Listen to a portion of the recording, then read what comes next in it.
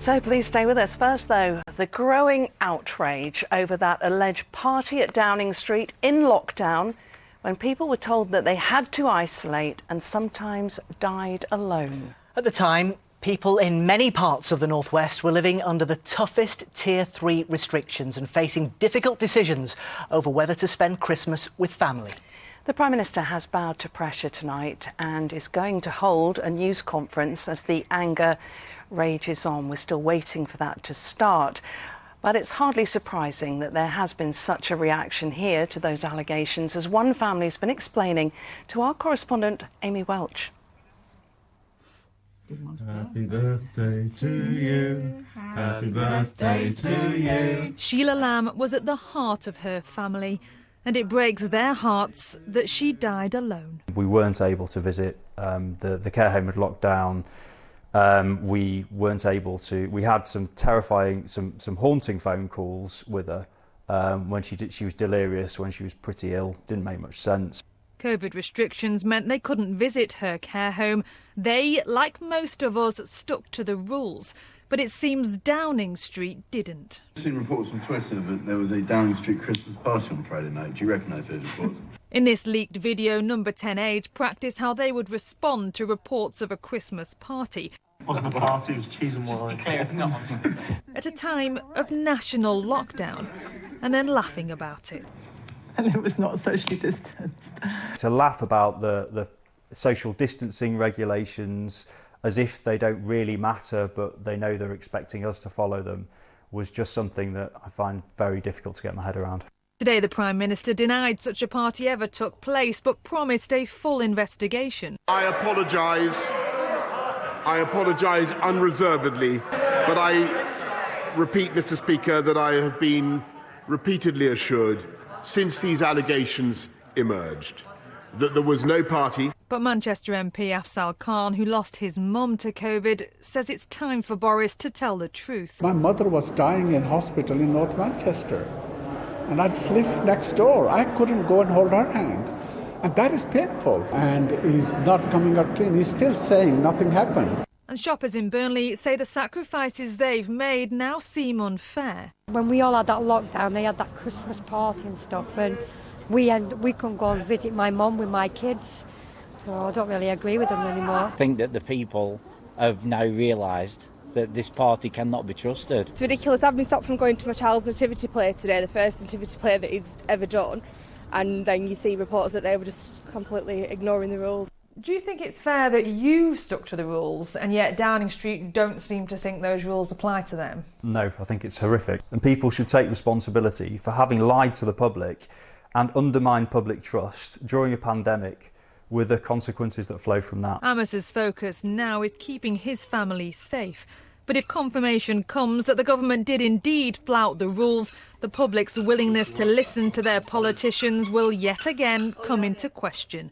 Amy Welch, ITV News, Stockport. Well, the developments today have somewhat overshadowed a major COVID milestone. It's exactly a year since the first COVID jab, and despite the arrival of the new variant, the message is still very much that vaccines and boosters are the best way of protecting ourselves. One of the hospitals which delivered the first round of vaccines was Royal Preston. Our reporter Tim Scott reports from there. It's no secret that COVID patients are still occupying beds in our hospitals, but thanks to the vaccines, the numbers are way down on last year. 1 year ago, there were around 200 patients here at the Royal Preston Hospital with COVID. Today, that figure's dropped around 80% to just 40, and that's due to the rollout of the vaccination programme, ensuring fewer people become seriously ill and fewer people take up valuable hospital beds. That is a scenario that has been brought about almost entirely due to the availability of vaccines. So in short, vaccines are indeed the most effective weapons. Double vaccination, booster vaccination, flu jabs. Have you had people in here who didn't believe in being vaccinated and then have got seriously ill? We have had quite a few people who have not had vaccine, and that group of patients become very, very seriously ill. And they are the ones who risk going into critical care and risk, unfortunately, dying from COVID. But we know that vaccinated people can still catch COVID. Eileen had just received her booster shot when she was rushed to hospital. Well, I was blue lighted here in the emergency ambulance. Were you struggling to breathe? Very much so. And the paramedic said I was flagging up all the red flags for sepsis. And he said, "You're dying." But Eileen is now well enough to leave hospital, her vaccinations helping her to pull through. And the consultant tells me if I hadn't had it, this vaccine, I would have been compromised. I'm very, very ill and I might not have survived, and I have. 1 year ago, NHS volunteer Doreen McEwen became one of the first people in the North West to receive the vaccine. Doreen, your message to anybody watching this who hasn't had the vaccine at all, who hasn't had the booster, what's your message? Don't delay, go for it straight away. It's so important to protect yourself, but mainly to protect others. To date, nearly 50 million of us have had 2 vaccine doses, and the NHS is now recruiting extra staff to speed up the booster programme. And while the spread of the Omicron variant is cause for concern, the fall in COVID-related deaths and serious illness over the last 12 months proves the vaccines do work. Tim Scott, ITV News. And the Prime Minister has just started that press conference where he's been talking about that new variant. We'll be hearing more about that in just a minute. But vaccines and boosters are obviously still being given as we speak. Health bosses right across our region are saying that they need an army of volunteers to come forward to help deliver this booster programme as it's ramped up over the next few months. We can cross live to Sarah Rogers, who's at the vaccination hub at St Helens Rugby League Club Stadium. Sarah, how's it going? Well, it's really busy actually, Mike. There are some 1,000 people every day that come through here. We've got the balloons up at check-in, they're celebrating, because it's not just a testament to the medical staff though, but also all the volunteers that are chipping in. But, like you say, they need many more of them. I'm joined by the medical director here, who's Professor Kevin Hardy. Tell me, what is it that you need to happen now? Hi Sarah, who'd have thought a year ago today when Maggie Keenan got that first jab in Coventry that we stood here a year later, 96.5 million people having had a jab since then. It's incredible. As you know, today the government's changed the criteria so that anybody aged 40 or over can get their booster jab just 3 months after their second jab. So, and in fact they can book 2 months after. So that means that activities ramping up. So does that put the pressure on a bit now? It does. So the pressure's on, and what we need are more people, more volunteers, more paid staff to come and help us maintain the really sort of smooth passage that we've got at the moment, where, you know, people get high quality care, they come in, they get sorted, they get out, because that's what they want to do. Now, I do have to ask you, Boris Johnson said he's throwing everything at that vaccine rollout, but Downing Street have also been accused of throwing Christmas parties. Does that affect your message that you're trying to get out? No, I don't think it does, Sarah. We're here to deliver vaccines to people. We're here to help people protect themselves, protect their families and protect the wider community by getting jabbed and, in the latest instance, getting boosted so that they're as protected as they can be from COVID. I'm just going to quickly bring Dawn in. Dawn, you're a volunteer. You're known as a red top. What does that mean? It means that we're volunteers and we're just one of the cogs in the wheel here. We ensure that the clinic runs very smoothly. Maybe some of the jobs we do don't look that important, but I think if we weren't doing them, the things wouldn't run as smoothly. It's absolutely vital what we're doing. Very briefly, what would you say to somebody who's got a few hours to spare? Oh, this is just a wonderful thing to do. It's great to be making a contribution to this vaccine activity. It's great to be working with a crowd of people. We're part of a team. We're working with some wonderful NHS people and meeting lots of other volunteers. You had it's loads marvellous. of points that you wanted to get out there. That's brilliant. It's a wonderful thing to do. And I'm sure, Dawn, many people would be very pleased to see her on the door to help them kind of settle in. But listen, this is not just a call for volunteers just here. It's across the North West, because there are literally millions of doses to deliver. OK, Sarah Rogers in St Helens, thank you very much. Yeah, and very well done to all of those volunteers who've come forward so far. Plenty more needed. Well, next tonight, an important honour for the 97th person who died as a result of the Hillsborough disaster. Andrew Devine died in July, aged 55, having suffered terrible injuries at Hillsborough. Just last week, we reported that Andrew and screenwriter Jimmy McGovern were being nominated for the Freedom of the City of Liverpool. The council's confirming those honours at a meeting tonight. In their first television interview, Andrew's parents, Hilary and Stan, told us just how proud they were of their son. More from Victoria Grimes. They did say 3 months was the most for him. Well, that 3 months, he managed 32 years, so yeah, I don't think we did too bad. Stan and Hilary Devine dedicated their lives to caring for their son Andrew. It was down to their love and support that he could live as full a life as he was able. His loss has left an unfillable hole. We haven't got used to it yet. No, we haven't. It was what you always had to think of first. You know, what was Andrew doing? Whereas now, it's just us, isn't it?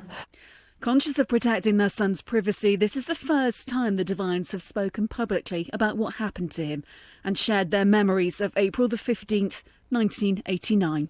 I actually queued to get him his ticket for that match, which, there you go. We got a knock on the door. It was one of Stan's friends who'd been on duty to tell us that Andrew had been Hares and could we go over to Sheffield. So we did. The Devines spent 5 weeks at Andrew's bedside and were touched by the support from Liverpool players during that time.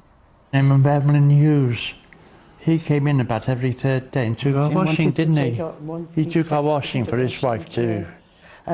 We brought him home in January '93, so it was nearly 4 years of sitting by hospital beds. Andrew needed round-the-clock care. It meant huge adjustments, but there were moments of hope. And ultimately, he became the heart of the family. It was what Andrew was doing that was the centre. And the grandchildren have grown up with knowing no different. Uncle Andrew was just in his chair, and our eldest granddaughter said she could tell him all his secrets because she knew he wouldn't tell anybody else. So. Andrew also remained an important part of the Liverpool Football Club family, his team visiting him during their Champions League victory parade in 2019. Milner brought the cup for Andrew to see. Sort of dangled the cup over the edge of the bus, and Andrew was able to go over to the centre reservation and look. It was lovely. It was a lovely gesture. And in a gesture now from the city, Andrew's set to be honoured with the Freedom of Liverpool. Proud of him. Yes. For us, it means he's remembered, and that's what makes this important to us. Such a proud moment for them. Yeah, absolutely. Well, next, as promised, we can get the very latest from the Prime Minister, who's giving a media conference in Downing Street. Yeah, let's cross to Westminster Live now, where we join our political correspondent, Leisha McNally. Leisha, what has Boris Johnson been saying tonight? Well, Lucy, this is hot off the press, but the Prime Minister has just addressed the nation and confirmed that we are moving into Plan B. Now, these are the measures they laid out in September that they'd have to introduce to tackle an exponential growth in COVID cases, and it seems the time has come. So, from Monday, the advice is now to work from home. From this Friday, face masks, already compulsory in shops and on public transport, will need to be worn in all indoor public spaces, such as theatres and cinemas, but not if you're eating and drinking. And finally, there will be brought in mandatory vaccine passports for indoor settings, such as nightclubs and sports stadiums. They'll have to demand proof of a COVID vaccine before entry. Now, these are steps the government did not want to take, but the Omicron variant is the big unknown. And even though case rates in the northwest are lower than the national average, community transmission is high. It's faster than Delta and spreading quickly. So there are going to be difficult times ahead for this government. It's a controversial decision and not one that's going to pass without some argument. But more important than that is how difficult things could get from the NHS if that Christmas party scandal, for instance, leaves some to not follow the rules. The messages from Labour MPs and Conservative MPs alike is let's not shoot ourselves in the foot here. This is a dangerous moment and we all need to play our part. Leisha, thank you very much for that update for us. Well, now, I don't know how many of you have been able to watch Get Back, that amazing documentary about the Beatles as they were writing 14 new songs for a live concert. Yeah, it is brilliant, and it just shows that over 50 years since they split, our fascination with the Beatles goes on. Yeah, at the same time, big crowds are expected at an art gallery in London, where previously unseen photographs of the Fab Four have just gone on show. Yeah, they were taken in 1964 on the set of the film A Hard Day's Night, just as Beatlemania was really taking off. Yes, but hard to believe there are some in Liverpool who think that it's high time the city consigned the Beatles to the past, or should I say yesterday. You going to sing it? I don't think so. Maybe another time. But yes, an article in a new Liverpool online magazine says, and I quote, "Culturally, our Beatles fixation is unhealthy, debilitating and regressive. In fact, I fear we are reaching a point where the Beatles will become the single biggest impediment to any form of civic progression or any serious project to make Liverpool important, interesting or relevant in today's world." Controversial. Well, the author, John Egan, was especially critical of reports that a new Beatles attraction was being planned for Liverpool's waterfront. So what's his problem? They're important. We cherish them. We value them. We understand that they were an enormously important and globally significant cultural phenomenon. But when it comes to the city's wider offer, it just seems that whenever we're in doubt, we reach for the Beatles and we want another Beatles attraction. But the Beatles are worth around £83 million to Liverpool's economy. Don't you want that money? Without any kind of inclusive debate, somebody has decided that what we need is more Beatles. And I think there are a number of people in the city who think that maybe that isn't the actual best solution. It seems to be a regressive thing. It seems to be that whenever the city has got to make a decision about how it expresses itself, how it communicates itself to the world, we have to go back to the 1960s. And perhaps what we're trying to do really is convince ourselves that we're still an important place. But, John, they are still massively relevant, aren't they? You only have to look at this new documentary, 8 hours of material that's being streamed by millions of people all over the world. So the Beatles are still massively popular, big business. Wouldn't it be odd if Liverpool just looked the other way and didn't benefit from that? The question is, do we need more? And is that the priority? And I think there's an increasingly, critical, dissident view in Liverpool, perhaps, that, maybe they're a bit of a crutch. They're a bit of a sort of fallback. Whenever we're in doubt, whenever we're not entirely sure who we are, we reach to the Beatles as an emblem of our identity. So are you saying enough is enough? We've had enough Beatles, thank you. Let's draw a line under it. Well, let that be into it is one way of putting it. I think what we're saying is that there is so much more than the Beatles. Liverpool has been enormously important and enormously influential in literature, theatre, visual arts, technology, inventions, you name it. The city's got an extraordinary wealth of achievements, but somehow or other, we're not celebrating that. We don't give due correct recognition to everything that has contributed to the city that it is today. So, John, what do you want to see happen to the Beatles' legacy then? Nobody's suggesting that we kind of ransack the Beatles experience, or we take the Beatles content out of the Museum of Liverpool, or that we tear down Matthew Street, or that we close the homes of the Beatles. This is all important stuff. But the question now is, we've got an opportunity to build something new, to add to the city's cultural infrastructure, to add to its tourism offer, to add to its sense of self. And once again, without really thinking about it, the immediate knee-jerk reaction from those in power is, let's do more Beatles. I'm sure we'll get a bit of response to that. John, thank you very much indeed for joining us tonight. OK, thank you. Yeah, we've had loads of response on social media already. Well, Liverpool City Council deny that there are plans for a new Beatles attraction. They say the Beatles continue to be a global phenomenon who make Liverpool the envy of locations all over the world. They go on, Liverpool has recently opened a filmmaking hub, the Pandemic Institute and a cutting-edge science facility. Their statement adds, Liverpool is a city that is not afraid to look back, but we're also a city pushing forward with innovation and real opportunities for local residents. Cheers. OK, it's time to meet the person behind the next door of our Advent calendar of local heroes. Tonight it's Jackie Weaver. How could we forget Jackie after that video of a certain Cheshire Parish Council meeting went viral online? Yes, the Zoom meeting made stand-in clerk Jackie a household name when the former chairman told her she had no authority here. Since then, she's used her notoriety to promote the importance of local politics and to try to get more people interested.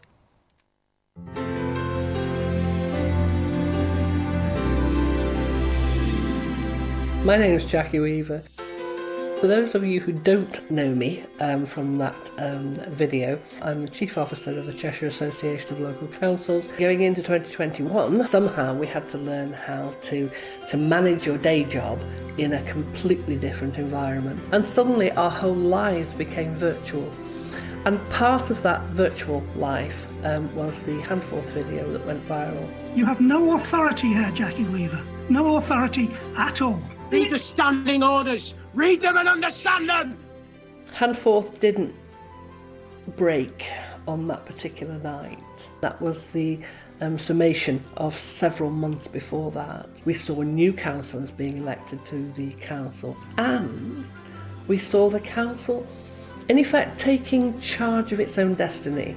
And I know it's only a small thing, but it's an important thing when they stepped up and called themselves a town council. I think it's very flattering to be kind of posted as a role model. I think I am good at portraying the role of a strong woman, but I don't always feel that way. What does 2022 hold? Already the diary is beginning to fill up, but somehow I have to learn how to balance the two. And whereas it's incredibly easy for me to tell you how to balance your life, I'm actually finding it quite difficult to balance mine. Good work. Now the weather with Emma. That sunshine really made your eyeshadow pop, you know. And you put the wipe in the bin, not the toilet. United Utilities sponsors ITV Granada weather. Go ahead, Queen. Hello there, very good evening to you. Well, the worst of Storm Barra is behind us now. It has been a busy few days weather-wise, but things are calming down, particularly overnight. The winds start to lose a lot of their identity and they ease, and we're in for a bit of a respite tomorrow, and it's going to be very mild over the weekend, especially compared to the sort of temperatures and the sort of weather we have been having just recently. So let's take a closer look. Barra has been filling today, a filling feature, which means that as it fills, those isobars are stretching further apart. It loses its identity. The winds ease down overnight tonight, and tomorrow actually pretty fine day, but then that rain crosses overnight into Friday, and we have a stream of sunny spells and showers on Friday, and then a changeable, very mild weekend. So let's rewind to the next few hours, and you'll see that a few of these showers just keep on coming. They've been quite blustery today. They continue to be blustery this evening, gusts of 45, 50 miles an hour, especially through the Irish Sea there, and in places still banding together, so still heavy and prolonged showers for a while, maybe some hail in there and also possibly some sleet, but they do tend to ease off as the night wears on and the wind eases down and temperatures settle between 3 and 5 Celsius. Into tomorrow, well, the sun's up at 16 minutes past 8, sets at about 10 to 4 in the afternoon. Lovely picture there from the Isle of Man. Good to see things calming down a bit there as well. And into tomorrow morning, 1 or 2 showers keep going for a while, but then they finally fade away, and into the afternoon some bright sunshine is expected. However, next system's out to the west there, crosses the Isle of Man during the afternoon. By about 3 or 4 o'clock it reaches the Isle of Man and then pushes further eastwards overnight. So for Friday, sunny spells and showers. Saturday should be dry but cloudy till about noon, and then it'll be wet in the afternoon and milder. Bye-bye. United Utilities sponsors ITV Granada weather. Those eyebrows are unreal. Thanks, Emma. Just time for some of your messages about that alleged Downing Street Christmas party. Margie Wilcox, I shielded for 20 months on my own. I don't believe a word this government says. Absolutely disgusting. Louise Hornby says, school is the big one. My eldest missed half of Year 9 and a massive part of Year 10 to see how this has impacted kids while they mock us. Yeah, loads like that. But in the interest of balance, John Whittaker is perfectly reassured by the Prime Minister. He says the staff had the gathering and they ought to be ashamed. The PM has done what needed to be done and will continue to do a great job. That's it from us for tonight. Good night. Good night.